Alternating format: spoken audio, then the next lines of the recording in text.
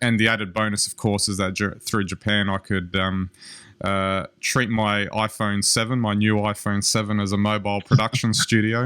And I've spoken about this before, Steve, but it really is amazing that these modern smartphones are that capable, that you can literally just put this thing in your pocket and head out and you can produce some really high quality stuff.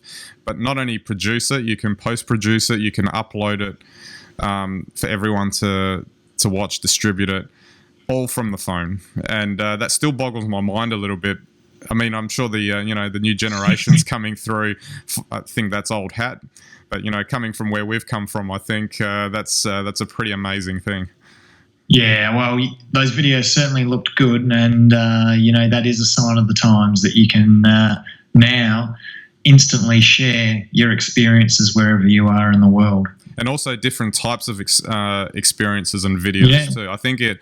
I can say this coming from a more traditional background, if you could want to call it that.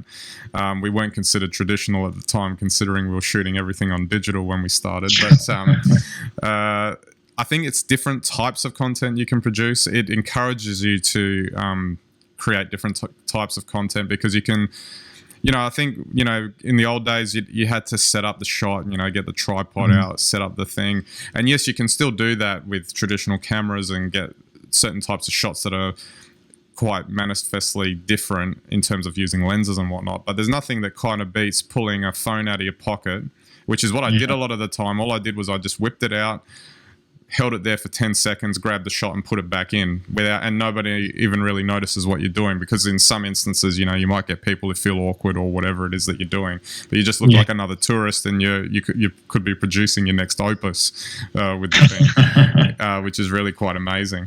But in light of that, I just wanted to just speak a little bit too about mobile devices like the iPhone and the iPad, and then just talk a little bit about those new MacBook Pros as well that were recently released. And although we were talking about this before we got on, that iOS and probably other competing like platforms like Android are not at that, are probably still not at that point. I don't feel like I'm at that point where I can 100% walk out and feel like I'm going to get 100% functionality as a content creator going outside in the world with it. It's pretty close.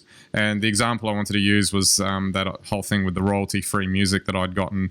A lot of the websites that I'd had a look at actually stipulated that they couldn't be downloaded directly to an iPad or an iPhone, which was just irritating because I was planning on actually doing that while I was overseas to sort of complete the whole trifecta of, the whole picture of the whole thing.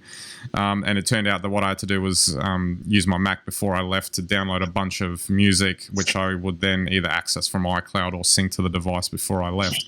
So if they can work out that sort of thing, I can't imagine that we're not really that far off from maybe, a Mac or a PC not necessarily being needed by even professionals wanting to produce content. Yeah, well, it's amazing, isn't it? Like, we've spoken about it a lot, whether it's about the iPad Pro, whether it's about, your phone as your primary device. It sounds like this experience for you, they're closing that gap. So I guess it maybe is now only a year or two away before that one device will be a platform which you can use to create basically anything. You'd be very productive with it. So that's pretty exciting.